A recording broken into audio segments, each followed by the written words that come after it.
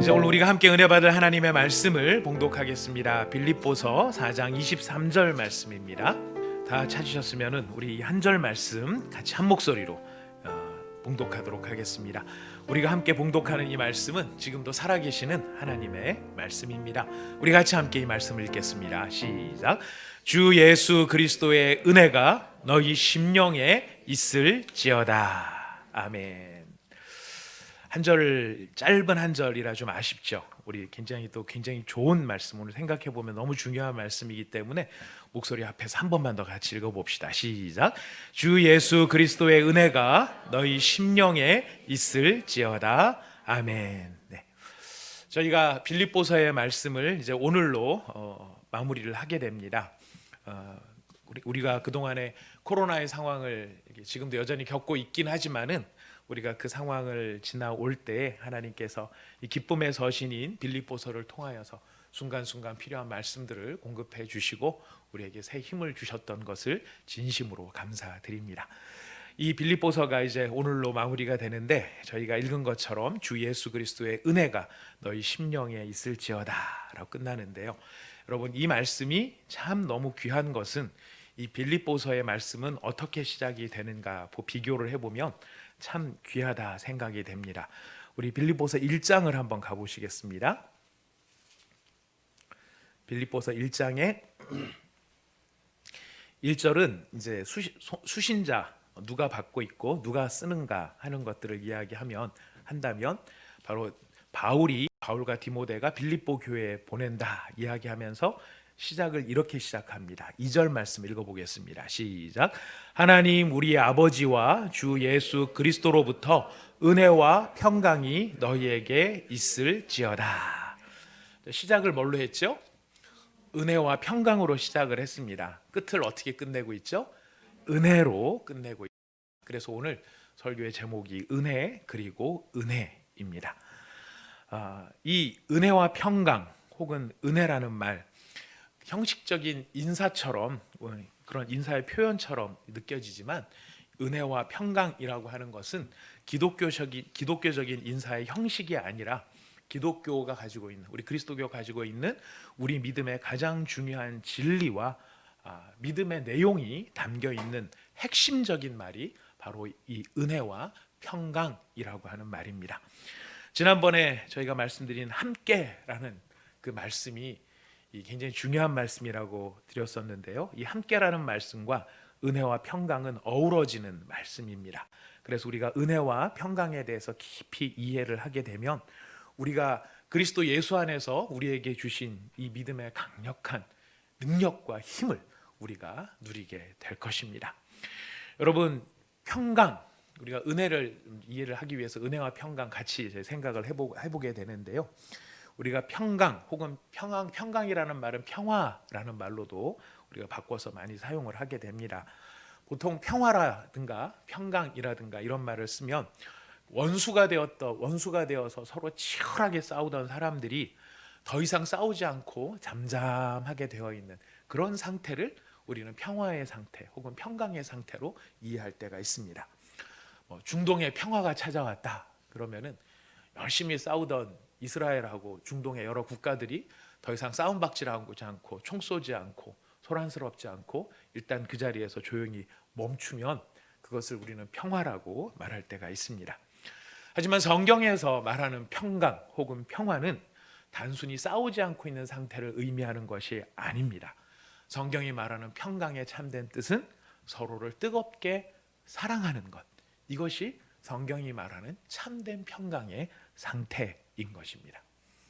사람과 사람 사이에서도 마찬가지이지만은 성경은 하나님과 사람 사이에서도 평강과 평안이 있어야 된다라고 말합니다.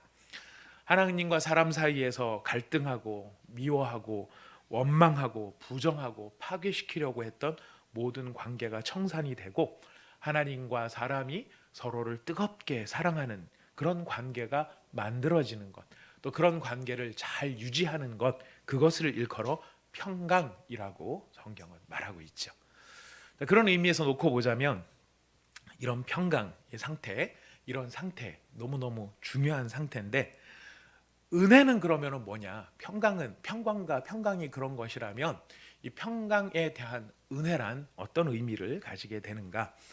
하나님과 사람 사이에 바로 이런 뜨겁게 서로를 사랑하는 평강의 관계를 만들기 위해 인간이 한 일이 하나도 없다. 사람이 한 일이 아무것도 없다. 이거를 말하는 것이 은혜라는 말입니다. 하나님과 사람 사이의 전쟁을 그치고 또 그 불화를 그치고 그 다툼을 그치고 인간이 하는 천지 만물을 창조하신 하나님에게 감히 비교할 수도 없는 존재이면서도 불구하고 그 자존심은 세상의 중심이 자기 자신인 것처럼 하면서 살아가는 게 인간의 자존심이죠. 그런 자존심 때문에 하나님에 대해서조차도 인간은 자존심을 부리며 하나님에게 지고 싶어 하지 않는 것이죠. 그래서 인간과 하나님 사이가 늘 갈등이 있을 수밖에 없었는데 바로 그런 갈등이 있었던 관계에서 서로를 뜨겁게 사랑하는 평강의 관계, 이 관계를 만드는 일에 있어서 사람이 한 일이 아무것도 없다. 달리 표현하면은 이 일을 누가 다 하셨다는 말이겠습니까? 하나님이 다 하셨다라는 것입니다. 그래서 평강의 관계를 만들기 위해 하나님께서 먼저 찾아오시고 그 평강의 조건을 만들기 위해서 모든 대가를 지불하시고 그래서 마침내 화해하게 하신 이 모든 하나님이 하신 일을 한마디로 표현하자면 은혜다라고 이야기할 수 있는 것입니다. 그래서 은혜는 하나님으로부터 임하는 모든 선한 은총, 선한 의도를 말하는 것인데 이 은혜는 좁게는 하나님께서 우리에게 가지고 계시는 태도를 말하지만은 넓게 보면 그런 하나님의 태도와 성향 때문에 우리에게 임하는 모든 것들을 다 통칭해서 또한 은혜라고 말하기도 합니다. 자, 그렇기 때문에 바울이 각 교회에 말씀을 전할 때 가장 우선적으로 선포하는 것이 바로 은혜와 평강이죠. 하나님과 뜨겁게 사랑하는 관계, 사랑하는 성도, 사랑하는 교회가 되어야 하고 또 그렇게 놀라운 평강을 만들어 가시는 하나님의 은혜, 우리한테는 실력이 없지만 하나님께서 모든 것을 만드시는 그 놀라운 은혜, 그 은혜가 교회에게 있어야 하고 또 마무리도 끝도 그렇죠. 아무리 좋은 진리의 말씀을 전했다 할지라도 그 진리의 말씀을 살아낼 수 있는 실력이 우리한테는 없죠. 의욕은 있는데 실력과 능력은 되지 않습니다.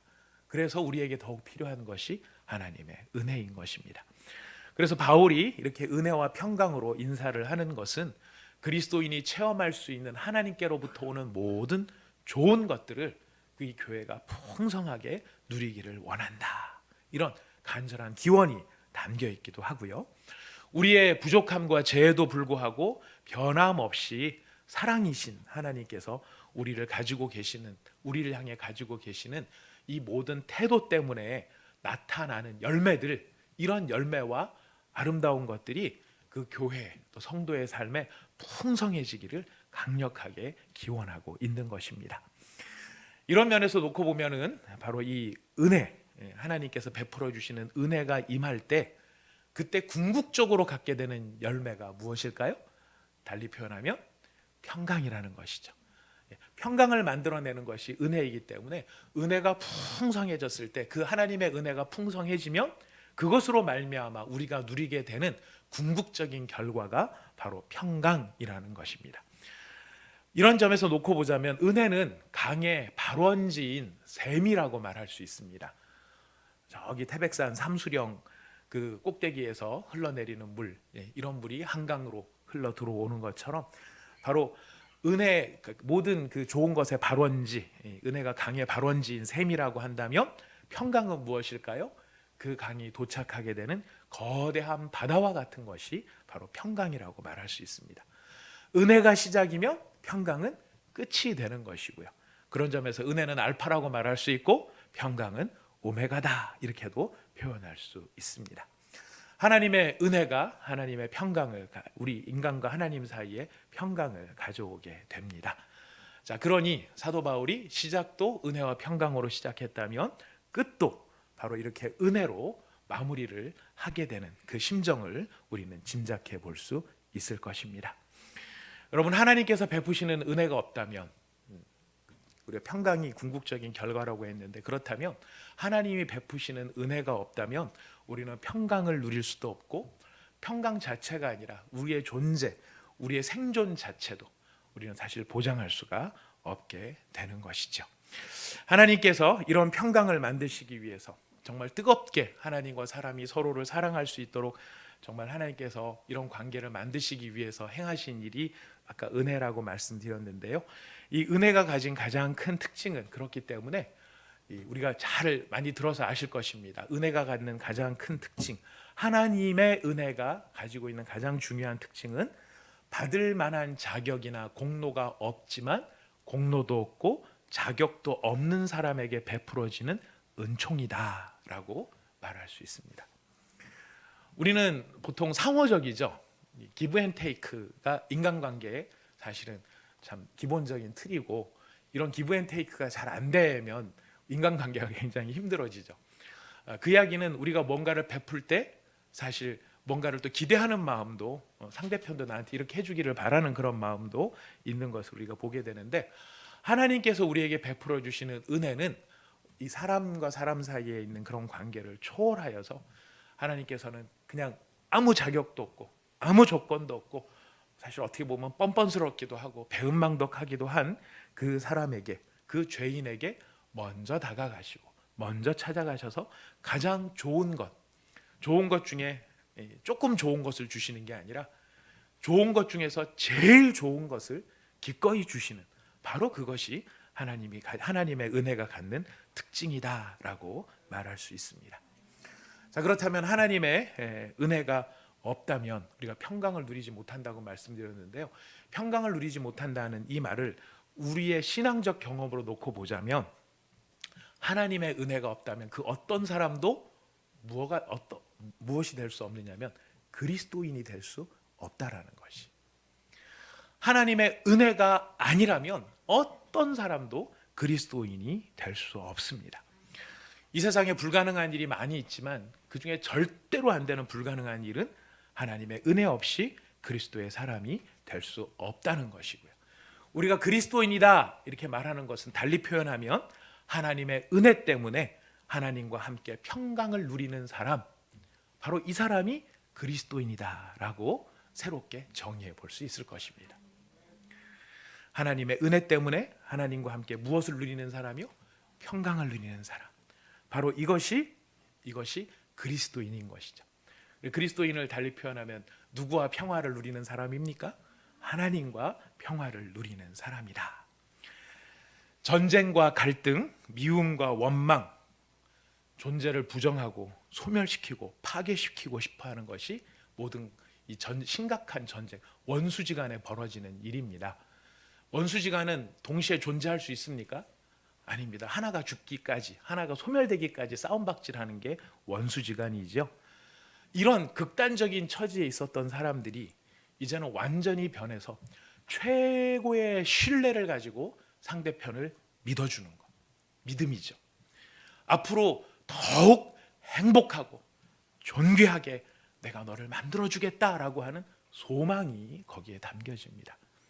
어떤 경우라 할지라도 내가 너에게 등을 돌리지 않고 너를 버리지 않고 너를 끝까지 소중히 여겨주겠다라고 하는 사랑이 담겨 있는 것, 바로 이 믿음과 소망과 사랑이 다 녹아져 있는, 바로 그것이 최고의 평강의 상태입니다. 그런 점에서 놓고 보자면 불신자와 그리스도인, 비그리스도인은 하나님과 원수가 되어져 있는 상태에 여전히 놓여 있습니다. 사람의 육신적인 생각이 하나님과 원수가 되는 것이고요. 육신적인 사람은 하나님을 미워하고 하나님이 없기를 바라고 하나님에 대한 적대감을 가지고 있습니다.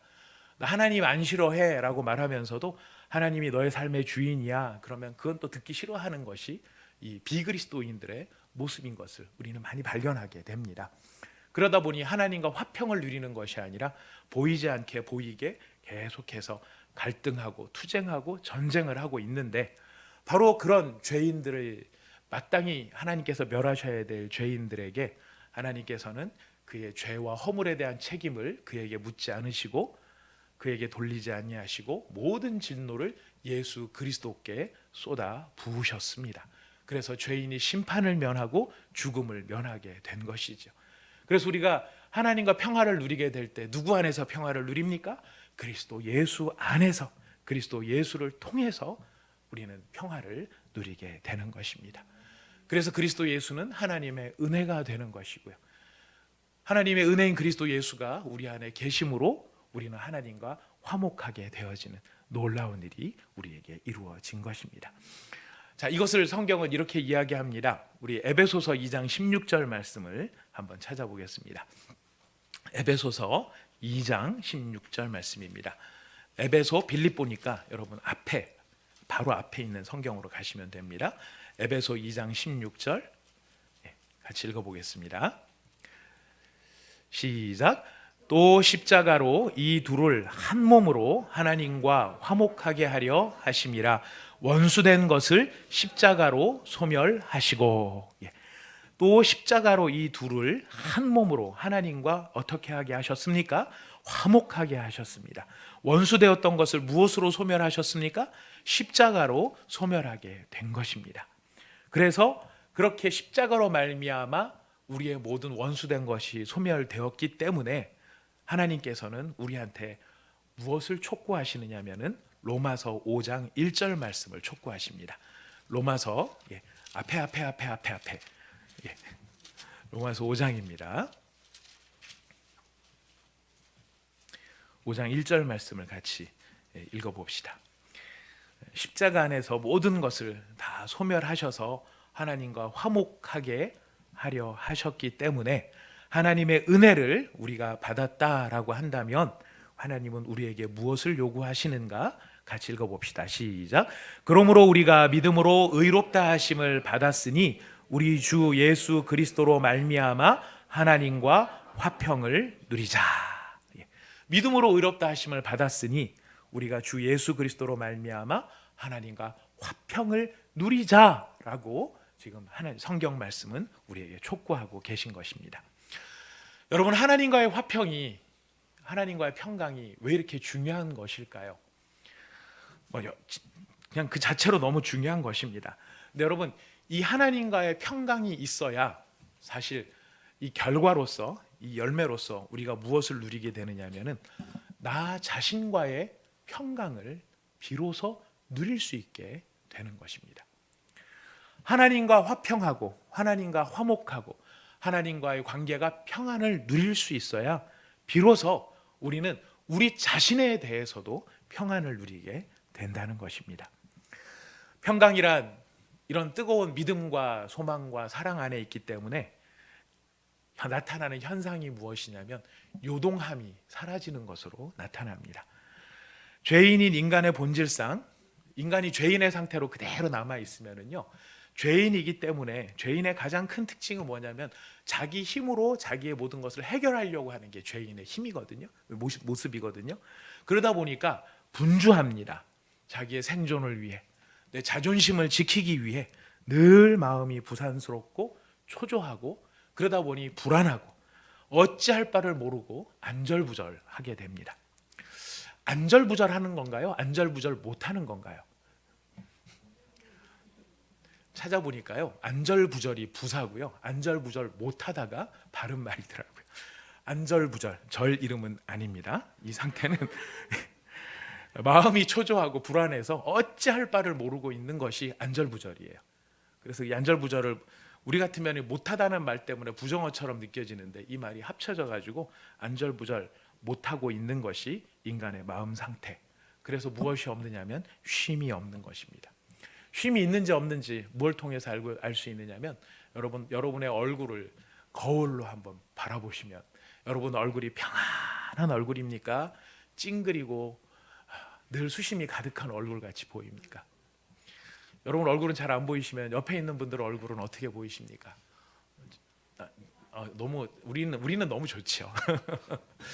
여러분 생활을 하면서 만나는 사람들, 여러분 친구들, 여러분 직장 동료들, 아니 가족들, 그리고 때로는 가끔 가다가 문득 쳐다보게 되는 내 얼굴, 그랬을 때 찡그린 얼굴인지 우리의 이마가 내천자가 깊이 새겨져 있는 얼굴인지 염려와 근심은 가득 차 있지 않은지 무엇인가에 가득 짓눌려 있어서 마음에 쉼이 없고 불안정하고 불안해하고 불행을 호소하는, 만나기만 하면 자기 힘들다는 얘기밖에 안 하는 그런 사람들의 모습들. 이런 게 다 마음에 무엇이었기 때문입니까? 평강이었기 때문이에요. 마음에 평강이었기 때문입니다. 근데 그 마음에 평강이 없는 그 이유 앞에 말씀을 드렸습니다. 그래서 어거스틴은 이렇게 정리를 합니다.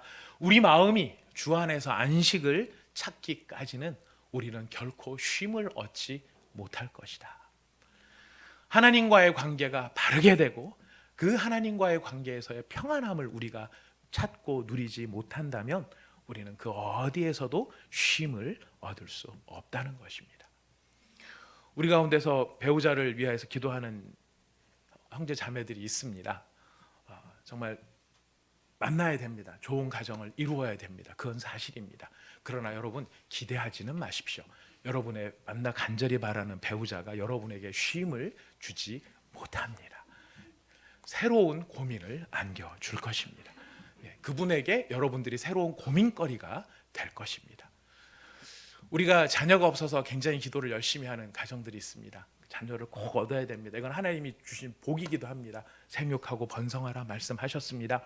그래서 자녀가 없기 때문에 내가 되게 하지 못하다 생각하지만 여러분 자녀를 얻는 것은 복이지만 그 자녀가 여러분에게 쉼을 주지는 못할 것입니다. 여러분 재정적인 문제 때문에 우리가 많이 고민을 하고 이 문제가 빨리 잘 풀어지고 내가 이 재정 문제가 없기 때문에 해결이 안 되기 때문에 마음이 불안하다 생각을 하시지요. 하나님께서 복에 복을 더하셔서 귀한 재정의 축복을 우리 온사랑의 교회 모든 가정에 주시기를 간절히 기도하고 있습니다. 또 그렇게 해주시기를 바랍니다. 그러나 속지는 마십시오. 그 재정이 우리에게 쉼을 주지는 못합니다. 여러분 주식을 사놓고 나면 안 오르면 안 오르는 대로 걱정이죠. 오르면 뭐가 걱정이십니까? 언제 팔아야 될지가 걱정이죠. 괜히 잘못 팔았다가 그 다음에 오르면 배가 아플 것 같고 안 팔고 갖고 있다가 도로 떨어지기라도 하면 그때 팔았어야 되는데 이런 생각들을 우리가 할지 모릅니다. 없으면 없는 대로 걱정이지만 있으면 있는 대로 새로운 고민이 우리 가운데 있을 수 있는 것이 우리의 삶 속에는 그래서 언제나 사실 무엇이든지 평안을 얻을 수 없습니다. 오직 참된 평안은 누구 안에서만? 하나님 은혜 안에서만 그리스도 예수 안에서만 우리가 얻을 수 있는 것이죠. 그래서 그 하나님과의 관계에서 평안을 누리고 하나님과의 관계가 우리가 행복하고 좋으면 주변의 모든 일들을 우리가 사실은 넉넉히 감당할 수 있는 요동하지 않는 상태를 맞이하게 됩니다. 이것이 바울이 빌립보서를 통해서 이야기했었던 바로 이 놀라운 선언입니다. 우리 다시 빌립보로 돌아가겠습니다. 해외여행도 못하는데 우리가 빌립보, 에베소 거쳐 로마에 갔다가 도로 빌립보로 돌아왔습니다. 빌립보서 4장 11절부터 13절 이러한 평강이 어떻게 나타나는가 4장 11절부터 13절 읽어봅시다. 시작. 내가 궁핍함으로 말하는 것이 아니니라. 어떠한 형편에든지 나는 자족하기를 배웠노니 나는 비천에 처할 줄도 알고 풍부에 처할 줄도 알아. 모든 일 곧 배부름과 배고픔과 풍부와 궁핍에도 처할 줄 아는 일체의 비결을 배웠노라. 내게 능력 주시는 자 안에서 내가 모든 것을 할 수 있느니라. 자, 이렇게 할 수 있다라고 외칠 수 있는 이유가 어디에 있습니까? 하나님과의 관계에서의 평안과 평강이 그의 마음 안에 넘치기 때문입니다. 여러분 중요한 것은 이걸 누리는 것이죠. 성경에 하나님과 화목함을 누리고 하나님과 평강을 누리는 것에 대해서 가르치고 있다. 아, 평강은 이런 뜻이구나. 은혜는 이런 뜻이구나. 이걸 아는 건 참 좋은 일입니다만은 아는 것으로 충분하지 않습니다. 진짜 중요한 것은 무엇입니까? 그것을 누려야 하는 것이죠. 내 것으로 누려야 합니다. 여러분 스스로에게 한번 질문해 보십시오. 나는 과연 하나님과 평강을 누리고 있는가? 나는 하나님을 뜨겁게 사랑하면서 하나님께 믿음을 드리고 나의 소망을 드리고 나의 사랑하는 마음을 온전히 하나님께 드리고 있는가? 나는 나를 향해 기대하시고 나를 완성시키기 위해서 지금 마음에 각오를 하고 계시고 지금도 이끌고 계시는 변함없는 사랑의 하나님, 그 하나님으로 행복하고 그 하나님으로 인해 충분하고 그 하나님으로 인해서 즐거워하고 있는가? 하나님을 향한 원망이 내게 있지는 않은가? 사랑하는 교우 여러분, 사랑하는 온사랑의 교회 성도 여러분, 하나님께 원망을 두시면 안 됩니다. 하나님께 원한을 품으시면 안 됩니다. 그리스도인으로 해서는 절대로 안 되는 일이죠. 여러분, 하나님과 화목하다는 것, 하나님과 평강하다는 것은 달리 표현하면 하나님과 나 사이에 아무것도 없다라는 뜻입니다. 하나님하고 나하고 화목한 관계요, 하나님하고 나하고 평안한 관계라고 하는 것은 하나님하고 나 사이를 가로막는 어떤 것도 존재하지 않는다. 이것이 평강, 하나님과의 화목의 상태인 것입니다. 여러분 마음속에 하나님과 여러분 사이에 거리끼는 것이 있나요? 가리워진 것이 있나요? 그것 때문에 하나님 앞에 못 나가거나, 그것 때문에 하나님을 원망하거나, 그것 때문에 하나님에 대해서 우리가 불편한 마음을 가지고 있다면 우리는 아직도 하나님과 사실은 화목한 것이다 라고 말할 수가 없습니다. 아무리 화목에 대해서 설교자가 열심히 설교를 해도 중요한 것은 여러분 마음속에 이 평강과 화목이 이루어져야 하는 것이죠. 목회자가 설교를 하고 또 은혜 받은 하나님의 화목함을 경험한 간증자가 나와서 열심히 막 간증을, 은혜 받은 걸 막 간증을 하면 우리 생각에 부러운 마음도 있고, 아, 저러면 되겠구나 이런 생각이 들 수도 있습니다. 하지만 그거는 제가 누차 말씀드립니다만 수영을 비디오로 보고 할 수 있다라고 생각하는 것하고 비슷한 거예요. 아주 유명한 수영 선수 박태환 씨 같은 이런 분들이 막 헤엄치는 걸 보면 옆에서 막 지켜보고 있으면 우리도 하면 할 수 있을 것 같죠? 완벽하게 그까지는 아니라 할지라도 조금 속도는 느리겠지만 저렇게 몸짓을 하고 파독파독하고 펑덩펑덩하면 그래도 앞으로 좀 가지 않을까 이런 생각이 듭니다만, 경험하신 분은 알 것입니다. 뭐도 안 됩니까? 뜨지도 못합니다. 뜨지도 못하는데 몸을 자유롭게 놀릴 수도 없고 가고자 하는 방향으로는 간다는 건 택도 없는 일입니다. 그냥 흉내내다가 꼬르륵 꼬르륵 거리고 걸어다니는 게 끝이죠. 마찬가지로 평강에 대해서 안다는 것과 평강을 누린다는 것은 너무너무 다른 이야기인 것입니다. 성경은 우리에게 늘 강조하십니다. 오늘 이 빌립보서의 말씀을 마치면서도 바울이 그 심정에 강조하고 또 강조하는 것은 빌립보 교회의 형편, 처지, 우리 그냥 몇 개월 동안 계속 들어왔어요. 이 어려운 상황에서 가이사의 집에 정말 예수를 믿고 사랑하는 사람이 생길 만큼 하나님의 역사가 임하는 놀라운 일들을 바라보면서도, 그것을 선포하면서도 여전히 빌립보 교회 안의 성도들 가운데 어떤 사람들은 하나님과 화목하지 못하고 하나님과 평강을 누리지 못하는 사람이 있을 수도 있기에 바울은 그 맺음도 은혜로 지금 강조하고 있음을 우리는 기억해야 할 것입니다. 그래서 바울이 정말 이렇게 간절히 소망을 하죠. 이렇게 간절히 기도를 하죠. 고린도 후서에 보면 제가 읽어드립니다. 그러므로 우리가 그리스도를 대신하여 사신이 되어 하나님이 우리를 통하여 너희를 권면하시는 것 같이 그리스도를 대신하여 간청하노니 너희는 하나님과 화목하라. 성도가 성도됨의 은혜와 특권을 누리고 믿음의 권능을 누리기 위해서 우리에게 필요한 것은 하나님과의 화목입니다. 하나님과 화목하지 못하고 하나님과 평안하지 못하고 하나님과 우리 사이에 평강이 없는데 어떻게 믿음이 권능으로 나타날 수 있겠습니까? 뽕나무를 들어서 저리로 옮겨라 하는 그런 믿음을 우리가 정말 사모하고, 그런 믿음 나도 있으면 좋겠어, 정말 강력한 믿음이 내게도 역사하면 좋겠어, 아무것도 불안해하지 않고 병이 팍팍 낫고 예수의 이름으로 뭔가가 일어나는 것을 내가 보기를 원해. 근데 그런 바람을 가지고 있지만 그 마음은 하나님과 평화를 누리지 못한다면, 하나님과 화목을 누리지 못한다면, 그의 얼굴에는 늘 찡그린 표정으로 그의 마음속에 늘 불안과 불만이 가득하다면 어떻게 믿음의 역사가 일어날 수 있겠느냐라는 것이. 그래서 바울은 권면하고 또 권면합니다. 하나님과 화목함을 누리라. 하나님과 화평을 누리라. 우리가 그 화평을 누리는 일은 하나님이 베푸신 은혜를 의지하는 것입니다. 하나님께서 이미 베풀어 놓으신 그 은혜를 의지하고 그 은혜에 전적으로 나를 맡기는 것입니다. 하나님께서 우리에게 베풀어 주신 은혜, 그 은혜의 관계를 핵심적인 단어 하나, 늘 저희 핵심적인 단어 하나 그러면서 매번 다른 걸 얘기를 해요. 근데 다 같은 거예요. 같은 거예요. 자, 빌립보서 1장 2절 말씀 여러분 아까 읽으셨는데 기억하십니까? 아마 암송은 못하실 거기 때문에 빌립보서 1장 2절 말씀을 같이 읽어봅시다. 시작. 하나님 우리의 아버지와 주 예수 그리스도로부터 은혜와 평강이 너희에게 있을지어다. 은혜와 평강, 이 은혜와 평강을 누가 주시는가? 하나님 우리 아버지. 하나님의 은혜가 은혜로서 우리에게 나타나고 보증되어지고 보장되어지는 가장 중요한 것이 무엇이냐면 하나님을 아버지로 체험하는 것이. 바울의 이야기를 주목해 보십시오. 하나님께서 하나님과 주 예수 그리스도로부터 은혜와 평강이 너희에게 있을지어다라고 말하지 않습니다. 하나님 우리 아버지로부터 우리가 하나님의 은혜를 체험한다라는 것은 다른 것이 아닙니다.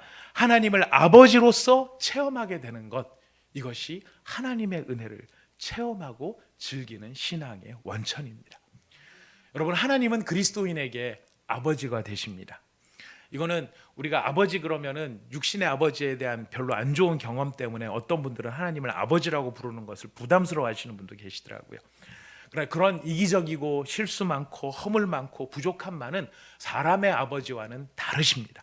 완전하신 사랑으로 가장 선한 목표를 가지고 우리의 삶을 인도하시는 온전하신 아버지가 하나님 아버지가 되십니다. 하나님은 모든 사람을 지으신 분이십니다. 하지만 기억하십시오. 모든 사람의 아버지가 되시는 것은 아닙니다. 하나님이 모든 것을 지으셨기에 창조주가 되시지만은 모든 사람의 아버지가 되시는 것은 아니라는 것입니다. 하나님을 창조주, 절대자, 영원하신 분, 조물주, 초월자 그렇게만 아는 것은 그리스도인이 아닙니다. 하나님이 창조주이시고 절대자이시고 영원하신 분이시고 조물주고 초월하신 분인 것은 사실이지만 그리스도인이란 그런 하나님이 나의 아버지가 되신다는 사실을 체험하는 사람이고 그것을 누리는 사람이 바로 그리스도인들인 것입니다. 하나님께서 우리에게 아버지가 되시기 때문에 아버지로서의 역할을 해 주시죠. 아버지로서의 역할이 바로 자녀의 삶에 개입하십니다. 여러분, 은혜는 다른 말로 표현하자면 인간이 한 게 아무것도 없다라는 말이라고 말씀드렸습니다만 하나님의 은혜란 달리 표현하면 사실 이런 심각한 뜻도 거기에 담겨져 있습니다. 어떤 심각한 뜻이 담겨 있냐면 가만 내버려 두지 않겠다라는 뜻도 담겨 있어요. 가만 내버려 두지 않겠다는 건 괴롭히겠다는 뜻이 아닙니다. 아버지이시기 때문에, 온전하신 아버지이시기 때문에 아버지로서 자녀들에게 필요한 것들을 이렇게 공급해 주시고 필요한 것들을 다 제공해 주시고 보호해 주시고 지켜 주시고 또 절대 홀로 있게 내버려 두지 않도록 우리의 삶에 찾아오시는 그런 아버지로서의 역할이 있을 뿐만 아니라 아버지이시기 때문에 하나님은 자녀들이 가장 아름다운 자리에 이르를 수 있도록 좋은 목표를 정해 주시고 그 목표까지 친히 이끌어 주시는 것도 아버지의 역할이라는 것이. 제가 이런 말씀을 드리면은 저도 사실은 그런 생각들이 좀 있었어요. 아니 그렇게 하나님이 좋으신 분인데 왜 우리 삶이 이렇게 고달프고 힘들고 빡빡하게 느껴지나, 이런 걸 경험하는 분들도 계세요. 하나님이 나를 괴롭히시는 것 같아라고 생각을 합니다. 이 자녀들한테 구구단을 가르치거나 자녀들한테 이 교육을 시킬 때 엄마가 마귀 할멈 소리 안 들으면 외워지나요? 안 외워지나요? 내가 아무래도 주워온 자식이지 싶다 이렇게 생각이 들지 않는 자식이 없어요. 어떻게 할 때요? 뭔가 꼭 외워야 될 때, 구구단, 저도 기억납니다. 구구단 아침에 학교를 가야 되는데 저 어머니께서 저녁 때 한번 점검을 하셨으면 되는데 학교를 가기 위해서 급해 죽겠는데 저 4학년 때인가 그래요. 저 4학년 때 구구단을 외운 걸로 기억이 됩니다. 앞에 가기 전에 은수야 잠깐 서봐라. 구구단 외워봐라. 1, 2, 3, 4 다 외우는데 제가 어디가 저희 크리티컬 포인트였냐면 76, 42가 포인트였습니다. 그게 안 넘어가는 거야, 이상하게.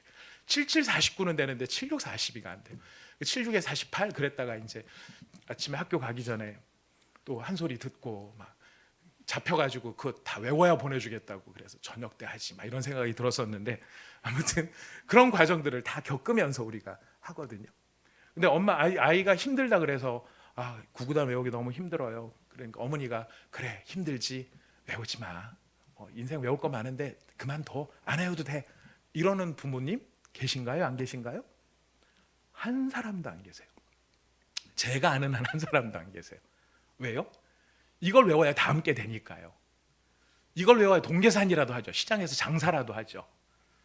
물건이 몇 개 들어왔고 한 개 얼마짜리인데 그럼 총 얼마? 이게 나오려면 곱셈이 돼야 되잖아요.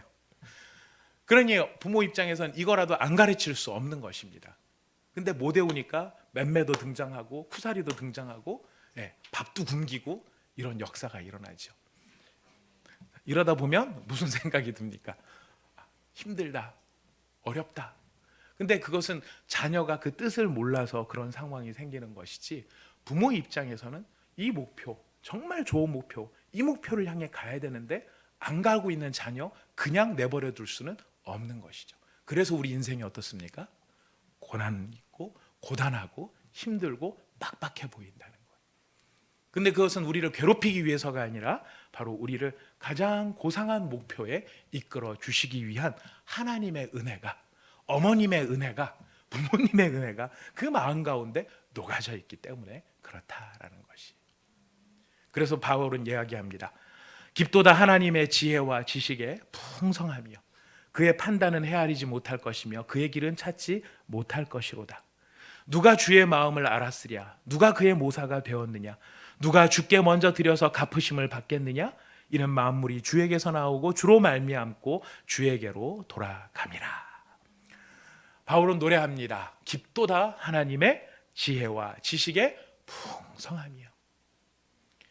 하나님 우리 아버지가 되시기 때문에, 완전하시고 온전하신 평강의 아버지가 되시기 때문에 우리를 향해 선한 은혜를 베풀고 계시는 것, 바로 이것이 하나님의 마음이요 하나님이 우리를 향해 가지고 있는 태도인 것입니다. 여러분, 이 이름들의 공통점이 뭔지 아십니까? 안나, 영어 이름, 서양 이름이에요. 안나, 앤, 낸, 낸시, 아니타. 아니타는 스페인식 이름이라고 합니다. 안네트, 이거는 프랑스식 이름이에요. 이 이름들. 그다음에 남자 이름 가운데서는 존 혹은 장, 이태리식 이름으로는 지오반니, 지오반니가 이태리식 이름. 그다음에 후안 아니면은 한스, 그다음에 이반. 이 이름들의 공통점이 뭔지 아십니까? 다 같은 뜻이라는 겁니다. 다 한 가지 이름인데 발음을 그렇게 불러요. 근데 이 안나, 한나, 앤, 요한, 이반, 이 모든 이름이 어디에서부터 나온 이름이냐면은 히브리 단어 하난이라는 데서 나왔어요. 하난이라는 말에 성경에 보면은 51개의 이름이 있는데 대표적인 이름이 엘하난, 하나넬, 하나니, 하나니야, 한나, 요한나, 여호하난, 이런 것들이 다 이 하난 이름에서 나왔는데, 그 하난이 무슨 뜻일까요? 은혜라는 뜻이. 은혜를 베풀다, 불쌍히 여김을 받다. 은혜를 베풀고 은혜를 받는 게 얼마나 중요한, 좋은지 이 이름들이 거기에 줄줄이 다 연결되어 있는 거예요. 다 아시는 분들 많았겠지만은 안나하고 낸시하고 같은 줄 누가 알았겠습니까?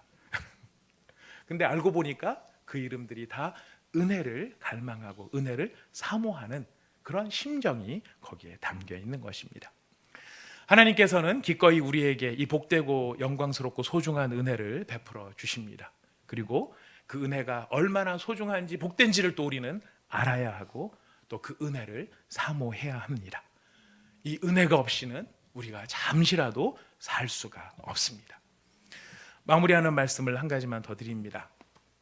제 친구 가운데 박모 씨라고 있는데, 그 모 증권회사의 전산 책임자로 있다가 이 친구가 골프에 재미가 들려가지고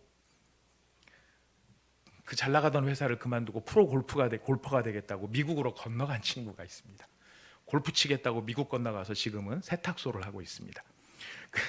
그 친구가 한국에 들어와서 5년 전에 저희가 삼성동에 개청을 할 때 거기서 만났는데, 운동을 좋아하는 친구라서 자기 이야기를 하는 거예요. 자기가 운동을 굉장히 좋아해서 그날도 운동을 하고 귀가를 하기 위해서 이제 주차장에 들어와갖고 차문을 연 것까지 자기가 기억이 나는데요. 차문을 딱 여는 것까지 기억나는데 그 다음부터는 기억이 사라졌대요. 알고 보니까 심장 마비가 온 거였어요. 이대로 그냥 있었으면은 자기가 그냥 죽을 수밖에 없었는데, 천만 다행인 것은 자기가 쓰러지는 얼마 안 돼가지고 그 옆을 지나가는 의사, 운동하고 나가는 의사가 있어서 그 의사가 급히 심폐소생술을 해줘가지고 병원으로 후송되고 나중에 심장 수술을 하고, 그래서 살아났다. 은수야, 내가 죽다 살아났다. 그런 얘기를 하더라고요. 그리고 3년 뒤에 교보타워에서 만났습니다. 한국에 잠깐 왔을 때 좀 괜찮나 그랬더니 그 다음에 또 한 번 쇼크가 와가지고 또 한 번 죽다 살아났다는 거예요. 야, 그 불안해서 어떡하냐 그랬더니, 그래서 자기 심장이 작동을 시킬 수 있는 기계를 달아놨고, 이 기계가 블루투스랑 연결이 되어 있어서 자기가 한국에 들어와 있지만 자기의 심장 상태가 미국으로 계속 전송이 되고 있다고 하더라고요. 그 세상 참 좋아졌다. 희한한 일도 다 있다. 그래서 자기 심장이 일정한 신호를 안 보내면 미국에서 이 쇼크를, 그러니까 심장이 뛰도록 그 기계에 자극을 넣어준대요. 그래서 자기가 그 기계를 의지해서 살고 있다 이야기를 하더라고요. 참 세상도 좋아졌지만 그 친구를 헤어져서 집 이렇게 교회로 다시 들어오면서 그때 제 마음속에 참 그 깨달음이 있었습니다. 이 친구가 심장세동기에서 저 멀리 떨어진 미국에서 심장이 안 뛰면은 심장을 뛰게 해줄 자극, 살아나게 해주는 이 힘, 이런 것들을 만들어주는 존재가 있는 것처럼, 내가 이 땅에서 살아가기 위해서는 하나님의 은혜가 없이는 내가 살 수가 없는 것이구나. 나의 영적 심장이 뛰지 않을 때에 하늘의 하나님께서 그 영적 심장이 다시 뛰도록 은혜를 베풀지 않으면 나는 바로 죽는 것이구나. 우리가 지금 살아가는 건 내 실력으로 살아가는 느낌이 들지만 사실 우리 실력으로 사는 게 아니죠. 누구의 도우심으로 살아가는 것입니까? 하나님의 도우심으로, 하나님의 은혜로 살아가고 있는 것입니다. 바울이 이제 그의 편지를 마무리하면서 빌립보 교회 성도들을 향해 간절하게 축복하고 있습니다. 주 예수 그리스도의 은혜가 너희 심령에, 너희 심장에, 너희 영혼에 있을지어다. 우리 빌립보서를 마무리하면서 우리 동일한 심정으로 우리 하나님 앞에 우리를 향해 선포합시다. 그리고 우리 가정을 향해, 우리 교회를 향해, 서로를 향해 선포합시다. 뭐라고 선포할까요? 주 예수 그리스도의 은혜가 너희 심령에 있을지어다. 우리 좌우에 있는 분들에게 한번 선포해 봅시다. 주 예수 그리스도의 은혜가 너희 심령에 있을지어다. 너희 심령에 있을지어다. 심령에 있을지어다. 우리 함께 기도합시다. 우리 함께 기도합시다. 하나님께서 내게 은혜 주신 것을 감사합시다. 내 실력으로 내가 지금 사는 것 같지만 우리의 영혼의 심장이 뛰지 않을 때 하나님께서 은혜로 다시 뛰게 해주셔서 우리가 사는 것이죠. 은혜 주심을 감사하고 그 은혜로 말미암아 하나님과 평강을 누리기를 원합니다. 하나님과 저 사이에 가로막히는 것이 없게 하여 주시옵소서. 우리 하나님과 뜨겁게 사랑하는 사이가 되게 하여 주시고, 평강에 대해서 잘 아는 사람이 아니라 실제로 일상의 내 삶에서 하나님과 평강을 누리고 화목한 그런 살아있는 신앙을 가진 그리스도인이 되게 하여 주시옵소서. 우리 같이 기도하도록 하겠습니다. 하나님 아버지, 참으로 감사합니다.